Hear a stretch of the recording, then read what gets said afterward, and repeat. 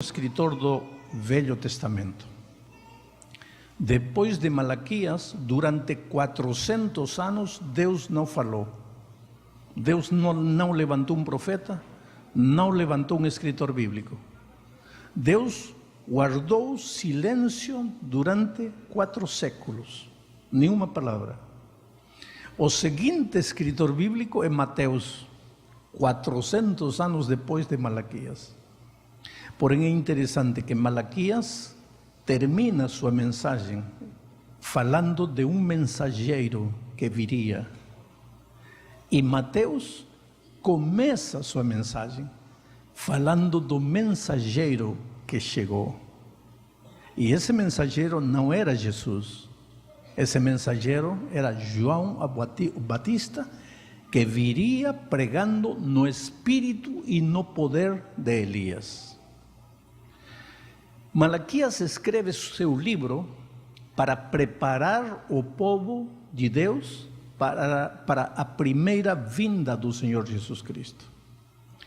Hoje nós já não esperamos a primeira vinda de Jesus, ele já veio e já morreu na cruz do Calvário. Hoje nós esperamos a segunda vinda de Jesus. Então, a mensagem de Malaquias, que tinha como propósito preparar a igreja de Deus para o encontro com o Messias na sua primeira vinda, vale hoje para nós, para preparar-nos para o encontro com Jesus na sua segunda vinda. O povo que Malaquias tentou preparar para a primeira vinda, quando Jesus veio, o povo não o recebeu. A minha pergunta ontem era: e nós, o povo que estamos querendo ser preparados para a segunda vinda, estaremos realmente preparados para encontrar a Jesus? Essa é a resposta que vamos responder hoje. E vamos abrir o texto em Malaquias capítulo 1, versos 6 a 8. Diz assim: Deus está falando aqui, e Deus está falando a seu povo, e quando Deus está falando ao seu povo, em realidade está falando para você. Você é a igreja de Deus, você é seu povo. Diz assim: o filho honra seu pai, e o servo honra o seu senhor. Se eu sou pai, onde está a honra que me é devida? E se eu sou Senhor, onde está o temor que me devem? Pergunta o Senhor dos Exércitos. A vocês, sacerdotes, são vocês que desprezam o meu nome. Mas vocês perguntam: de que maneira temos desprezado o teu nome? Trazendo comida impura ao meu altar. E mesmo assim ainda perguntam: de que maneira te desonramos? E se vocês têm tempo, leiam os outros versos, vão a perceber aí. O povo, Deus diz assim: o pai merece honra porque pai. O Senhor merece honra porque Senhor. Se vocês dizem que eu sou pai de vocês, onde está minha honra? Se vocês dizem que eu sou o Senhor de vocês, onde está a honra que me é devida? Aí o povo pergunta e diz: mas Senhor, por quê? Poderiam ir procurando o verso 9 e 10. Já estou? Não, está só... Bom, então o povo pergunta: mas Senhor, por que pergunta? Por que nos pergunta? Acaso não estamos trazendo o sacrifício todos os dias? Acaso não estamos cumprindo com o ritual da igreja? Acaso não chegamos aqui todos os sábados? Por que pergunta: onde está minha honra? Acaso não estamos te honrando? E aí Deus pergunta: sim, vocês me honram na forma, mas que tipo de sacrifício vocês trazem para a minha igreja? Dizem, no seguinte texto, Deus diz assim: vocês trazem A ovelha que está ferida, machucada, que não presta, que vai morrer, em outras palavras, o que te sobra, isso você traz para mim. Você me adora. Eu não posso dizer, ninguém pode dizer, não me adora meu povo me adora, mas de que maneira me adora? Colocam na mesa coisas imundas. E depois faz uma pergunta, diz, apresenta isso a teu governador, a ver se te recebe. Deus pergunta, apresenta isto que você me traz, leva isso para o presidente da República, a ver se vai te receber. Agora, se ele não te recebe, por que você acha que eu vou te receber? Eu vou te fazer uma pergunta agora. Se amanhã você receber um convite da rainha da Inglaterra para jantar com ela, como você se vestiria? A ver, me diz, como você se vestiria? Pois escolheria a melhor roupa. Vai jantar com a rainha da Inglaterra. Que honor, que honra, que privilégio. Quando você vem à igreja aos sábados, não vai jantar com a rainha da Inglaterra. Você vai almoçar com o rei do universo. Como você se veste? Esse é o assunto. Como você se veste? Agora, eu não estou falando de gravata, paletó, terno. Eu só te faço uma pergunta. Eu conheço uma pessoa bem próxima a mim que todos os dias veste terno para ir ao trabalho. Mas ao sábado bota um jeans, uma camisa social e tênis e vem à igreja. Ninguém pode dizer que não guarda o sábado. Aparentemente honra a Deus. Mas se Deus pudesse falar hoje, diria, a ver, vai vestido assim até o trabalho, a ver se vão te receber. E se eles não te recebem, por que eu te receberia? Ah, pastor, mas eu sou pobre. Eu não estou falando de quanto custa teu terno. Eu não estou falando de quanto custa tua roupa. Eu estou te falando de como você vem. Porque há um texto bíblico, o texto a seguir, Romanos 12:1, que diz assim, que hoje, nós quando chegamos na igreja, já não chegamos trazendo um cordeirinho, como antigamente, trazendo uma oferta de produtos, como antigamente. Hoje, diz, portanto, irmãos, rogo-lhes pelas misericórdias de Deus, que se ofereçam em sacrifício vivo, santo, agradável a Deus. Este é o culto racional de vocês. Antes, o que o povo ia levando para a igreja era um animalzinho, uma pomba, um pouco do produto da agricultura. Hoje, Deus não pede que você venha. Hoje diz, traz teu ser inteiro, apresenta teu ser inteiro, teu ser inteiro. Agora vou te fazer algumas perguntas. E sabe, antes de você ficar bravo comigo, esta é a vantagem de pregar do texto bíblico. Você tem que ficar bravo com Deus, não comigo. Porque antes de extrair a mensagem da Bíblia, eu tive que renunciar às minhas ideias e tive que submeter-me ao que Deus disse. Então não fica bravo comigo. Apresenta teu corpo em sacrifício vivo, teu ser inteiro. Não venha pela metade. Pastor, como pode alguém vir pela metade? Claro, você está aqui, na igreja, celular na mão.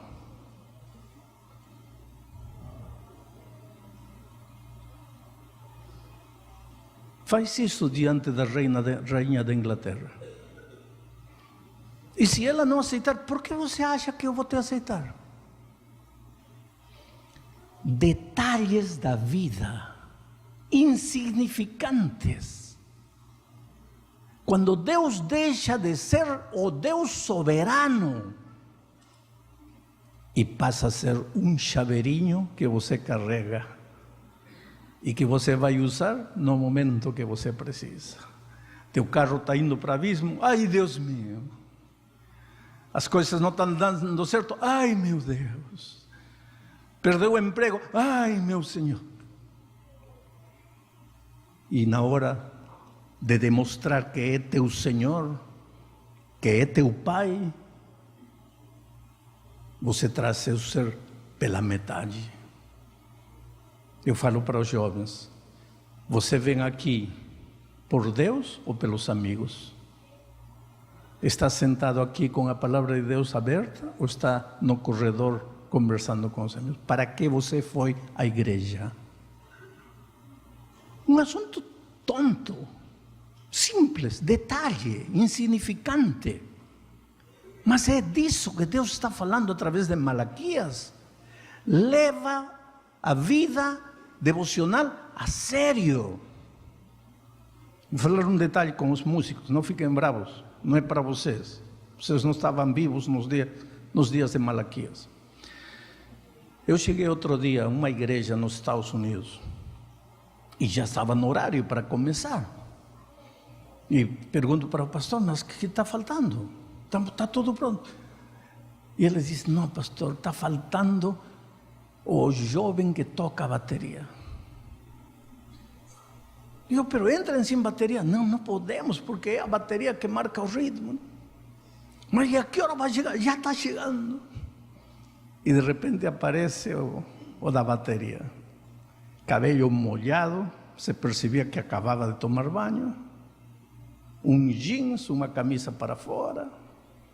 E entra e senta. Agora sim vai começar o culto. E a mãe, que estava diaconisa, há muito tempo já presente, a mãe disse assim, coitadinho de meu filho, todos os dias tem que levantar cedo para ir ao trabalho, então o sábado é o único dia que pode descansar. Que bonito. Apresenta isso a teu trabalho. Chega 15 minutos depois a teu trabalho com o cabelo molhado, a cabeça para fora, a ver se eles te aceitam. E Deus disse, se eles não te aceitam, por que eu teria que te aceitar?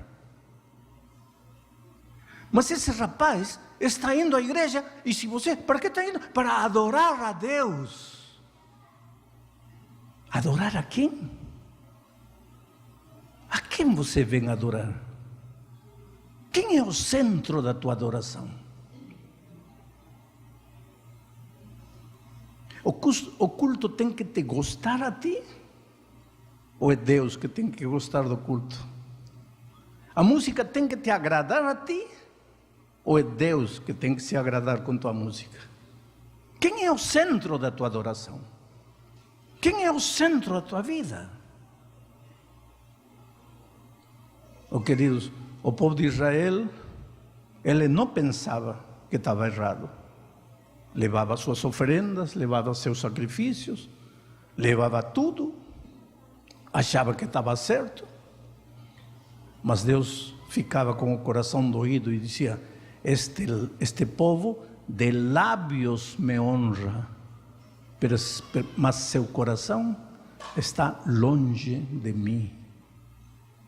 Sabe qual é o problema da igreja em nossos dias? Não são pecados abertos, não é tráfico de drogas, não é roubo, não é assalto à mão armada, não é prostituição aberta. Não, isso não são os problemas da igreja. O problema da igreja é uma leviandade espiritual. Durante a semana vivo como se Deus não existisse. O sábado estou cantando emocionado. Não tem nada de errado cantar. Por isso vou ir ao segundo texto, que é o capítulo 2 de Malaquias. Estou avançando lentamente. A ver se já colocam o texto de Malaquias, capítulo 2, Aí está. Esta é uma manhã de reclamos, mas não são reclamos meus, são reclamações de Deus. Então, volto a repetir, não fica chateado comigo. Não vai dizer assim, o pastor Bulhão mudou de pregação, porque antes pregava só amor, amor, agora está dando pau. Eu não estou dando pau. Essa mensagem é para mim. De que maneira eu vou servir a Deus cada sábado? Eu amo Jesus, porque Ele me amou primeiro.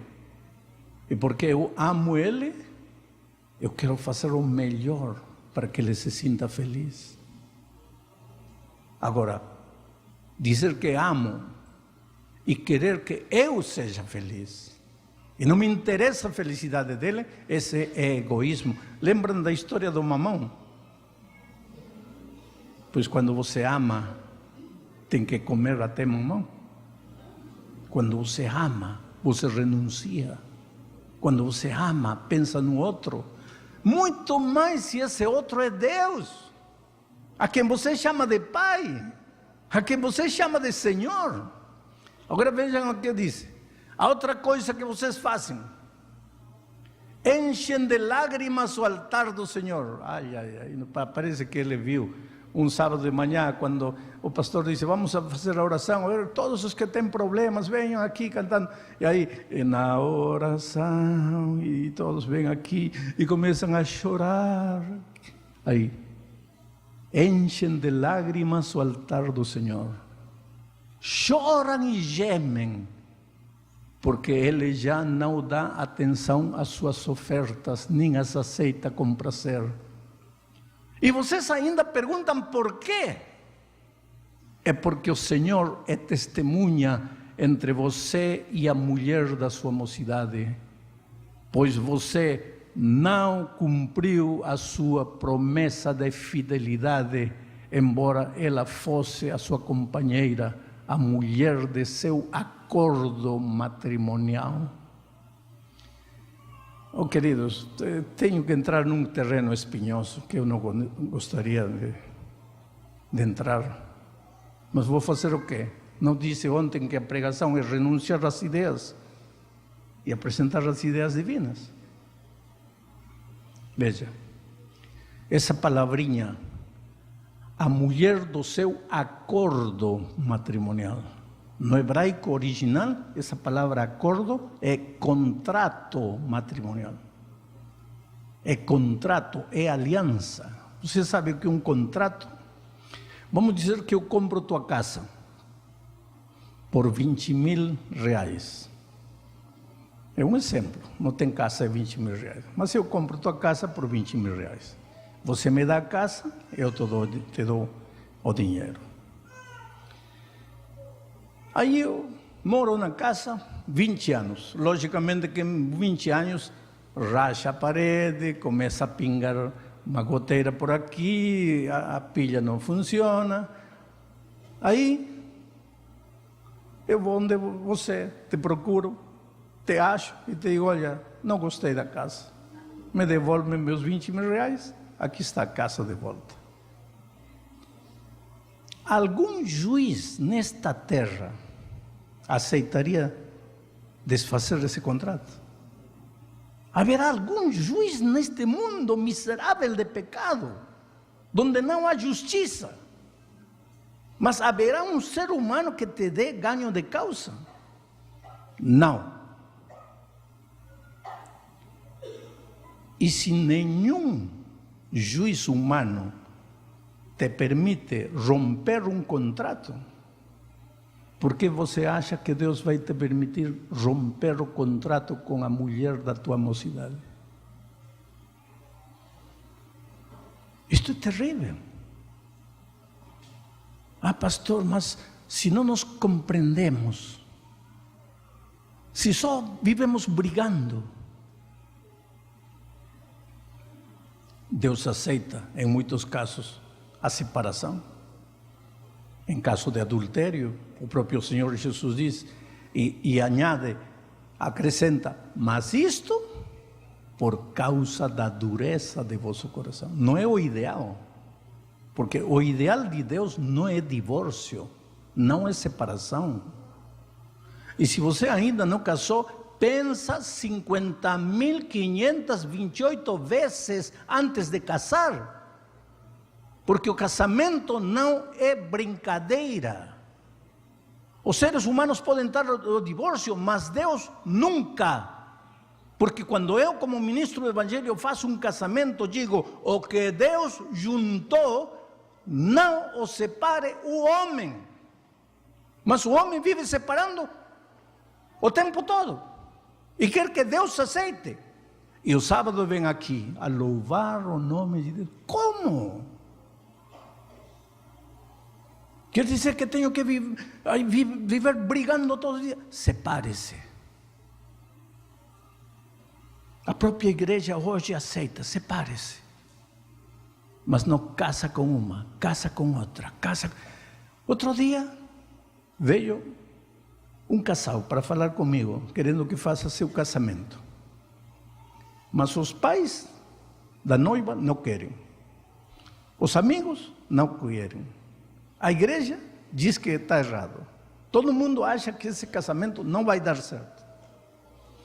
E eu falei para ela, será que teu pai, que o pastor, que a igreja, que teus amigos, que todo mundo ficou louco?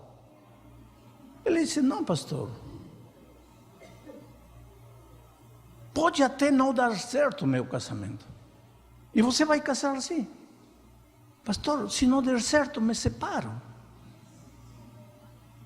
Quer dizer, hoje já estão entrando no casamento com a carta do divórcio debaixo da manga. Detalhes insignificantes da vida. E Deus disse, há outra coisa que vocês fazem e que eu não acordo, não aceito. Enchem de lágrimas o altar. Estão preocupados, não pode fazer isto, não pode fazer aquilo, não pode comer isto, não pode ir para aqui, não pode sentar. Com isso vocês estão preocupados. E como anda a casa? Como anda o lar? Como andam os filhos? Como anda a esposa?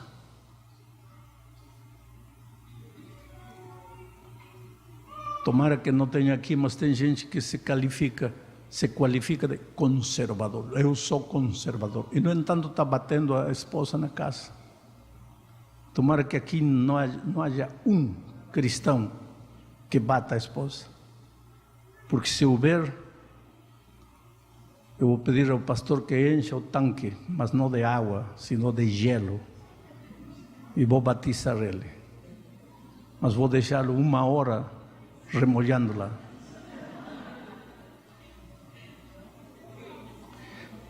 Quero lhes dizer uma coisa, queridos. Eu vou completar já 50 anos de casamento. Por favor, não pensem que nunca tive problemas no casamento. Temos tido tremendos problemas, minha esposa e eu. Se esta manhã eu pergunto, você está casado 30, 40, 50 anos, nunca teve problemas? Se você levantar a mão, você é um mentiroso. Ou você está mentindo, ou um de vocês tem submetido o outro de tal maneira que outro coitado não pode ser nem pio. Então, lógico que não vai haver problemas. Não vai haver problemas para o dominante. Mas o pobre dominado vive uma vida de inferno. O casamento é a única escola onde você se matricula, começa a estudar, mas não se forma nunca. Porque é estudar, estudar, estudar, estudar. Não tem formatura. A felicidade no casamento não é um lugar onde você chega. Cheguei, sou feliz. Isso não existe. A felicidade é uma experiência maravilhosa que você vive todos os dias enquanto vai caminhando em direção da felicidade. Vou repetir. A felicidade no casamento é uma experiência maravilhosa que você vive todos os dias enquanto vai caminhando em direção da felicidade. Não é cheguei, ninguém chegou. Se vive todos os dias. O casamento está feito de perdão, de pedir perdão, de dar uma segunda oportunidade, de aceitar uma segunda oportunidade. O casamento está feito de renúncia, está feito de lágrimas, está feito de sorrisos, está feito de alegria, está feito de tristeza. Tudo isso forma parte do casamento. Numa comida gostosa tem sal, mas na proporção apropriada. Se você coloca meia taça de sal, malogrou a comida. Até as lágrimas contribuem para a felicidade de um casamento na medida certa. Muitas lágrimas já malogrou o casamento. O casamento é uma experiência de trabalho diário. O grande problema no casamento é o temperamento. E tem muita gente que se esconde atrás da palavra temperamento. Eu sou melancólico, eu sou colérico, eu sou isso, eu sou aquilo. Não, querido, eu não vou negar a existência dos temperamentos, mas tem uma coisa que você não conhece que chama-se o poder transformador da palavra, o poder transformador do Evangelho. Um exemplo disso é João. Chegou a Jesus um dia, seu apelido era o filho do trovão. Imaginem como era o temperamento de João para que lhe disseram filho do trovão. Um tipo explosivo, estupim curto, falava tonterias, besteiras. Um minuto depois já estava chorando, pedindo perdão, mas já tinha arruinado todo com a tonteria que falou. Chegou assim. E entendeu que só Jesus Cristo poderia transformar seu ser. E se agarrou de Jesus com lágrimas. Senhor, não quero ser assim, transforma minha vida. E o Espírito de Deus lo foi transformando e transformando e transformando. E quando chegamos na ilha de Patmos, já encontramos um velhinho com quase 100 anos de idade. O apelido dele já não é o filho do trovão. O apelido dele agora é discípulo do amor. Em que momento este filho do trovão deixou de ser filho do trovão e tornou-se discípulo do amor? A ver, João, fala, quando foi? Que dia? Ele não vai poder dizer. Sabe por quê? Porque você nunca percebe o momento em que Deus te transforma. Porque você pode determinar o dia e a hora em que você aceitou Jesus. Isso você pode determinar. Mas você não pode determinar o dia em que você foi transformado. Porque a transformação não é um ato. A transformação é um processo. Você vai sendo transformado.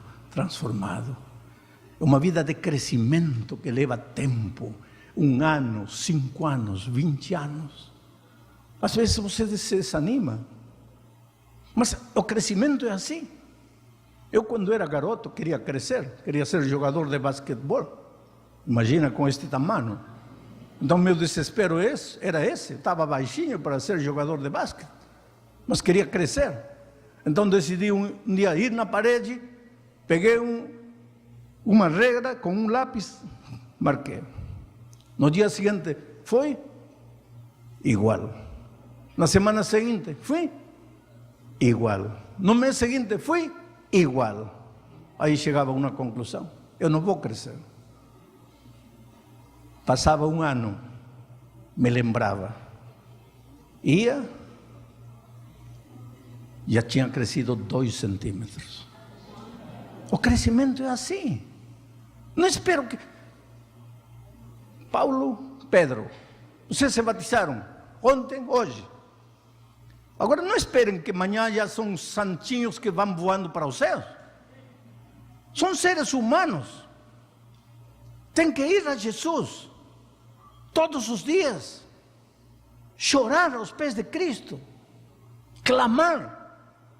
A transformação é uma realidade, queridos, é uma realidade. Deus pode transformar teu ser, Deus pode fazer, é uma realidade. Mas para isso você tem que passar tempo com Jesus. De noite tem que deixar um pouco as coisas que rotineiramente você faz. Esquece um pouco de televisão, esquece um pouco de internet. Concentre-te na palavra de Deus. Chora, fala para o Senhor: Jesus, não quero ser assim. Estou destruindo meu casamento. Estou destruindo a vida dos meus filhos. Não quero ser assim. E de repente o Espírito de Deus começa a trabalhar em você. E sabe o que? Quando Deus te transforma, você não percebe. Quem percebe são os outros, especialmente aqueles que vivem perto de você. Eu não acredito em pessoas que dizem: eu estou sendo transformado. Deixa que os outros digam que você está sendo transformado. Mas os que estão perto de ti, esses sim vão perceber. Queridos, quando eu prego assim em diferentes lugares, as pessoas podem até chorar, se emocionar.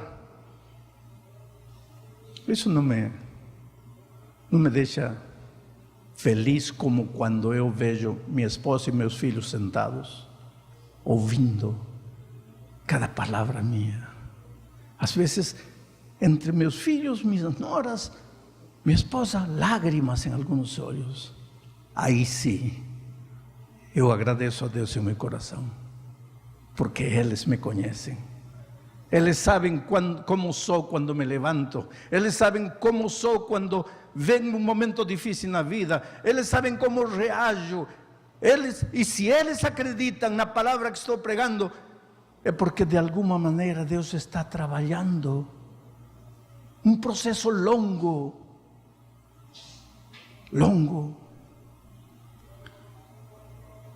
Quando você vê o Corcovado no Rio de Janeiro, enorme, enorme. Mas quando você está em Copacabana e vê o Corcovado, um bonequinho pequenino de 10 centímetros. Quando você se vai aproximando e chega ao pé do Corcovado, você olha para cima e não alcança a ver a cabeça do Corcovado. O que significa isso? Quando você está longe de Jesus, você diante de Jesus parece um homem bom, completo, já alcancei. Mas o próprio Paulo disse: eu não alcancei. Se Paulo não alcançou, quem somos nós para alcançar? Mas quando você chega perto de Jesus, aí Jesus se torna um gigante e você um anãozinho. Quanto você tem que crescer? Quanto você tem que melhorar? E então, quando Jesus chega a ser teu Deus, teu Senhor, aí você vem à igreja por inteiro. Aí você vem à igreja para adorar de verdade. Aí você não coloca pão imundo na mesa do Senhor. Aí você está preparado para encontrar-se com Jesus. Termino a mensagem desta manhã dizendo o seguinte: o pecado separa as pessoas. Porque nos tempos de Malaquias o povo de Deus estava magoado com Deus? Quando Deus disse: eu amo vocês, eles diziam: por que dizes que nos amas? Por que estavam tristes? Porque tinham sido esparcidos pela terra. Mas não tinham sido espalhados pela terra por Deus, sino porque eles desobedeceram à voz de Jeremias, não de Malaquias, de Jeremias, que lhes disse: olha, cuidado, porque Deus chama através de um homem, chama através de outro homem, chama através de outro homem. Eles não prestaram ouvidos às palavras de Jeremias. Aí veio o inimigo, esparciu pai para lá, filho para lá, mãe para lá, todo mundo esparcido. Agora, depois de alguns anos, nos dias de Neemias, o povo de Israel volta do exílio para Jerusalém. Aí Deus levanta Malaquias. Volta, mas a vida não muda. Continuam vivendo aí, chorando no altar, levando sacrifícios, dizendo: olha, por que reclama tanto se estamos dando nosso dízimo, nossa oferenda, estamos cantando, estamos louvando, estamos emocionados, por que reclama? E Deus disse: por quê? Olha a tua vida, olha o tipo de pão que você coloca na mesa. Esse pão te agrada a ti, não me agrada a mim. Olha a maneira como você vive a vida cristã. E você diz que não é para eu ficar triste? Apresenta isso que você está apresentando para mim, para teu patrão lá, a ver se ele te aceita. E se ele não te aceitar, por que eu vou te aceitar? Agora vem Deus e diz assim: filhos, vinde a mim. Enquanto o pecado te espalha, te separa de teus sonhos, de teus ideais, de tua esposa, de teu filho, te separa da igreja, o Evangelho te junta. Se eu for levantado, a todos atrairei a mim mesmo. Jesus é o único capaz de juntar o coração de um homem e uma mulher que não se aguentam mais. Jesus é o único capaz de fazer que os filhos admirem o pai e que o pai seja uma influência positiva para os filhos. Jesus é o único capaz de tirar o ódio do coração, de arrancar o rancor, de tirar as mágoas, os ciúmes. Jesus é o único capaz de transformar o ser. Não o Jesus nominal. Gasta horas, passa tempo, chora aos pés de Deus. Deixa o poder de Cristo trabalhar em teu ser. Você sozinho não pode, está perdido, está fracassado. Não é a autodisciplina, não é o esforço pessoal, não é o que você faz ou não faz. Vai a Jesus como Ele é. Chora teu fracasso, chora tua derrota, chora teu formalismo. Deixa Deus ser Deus em tua vida, soberano, Criador dos céus e da terra, poderoso para perdoar, poderoso para transformar. Hoje é o dia de boa nova, hoje é o dia de salvação.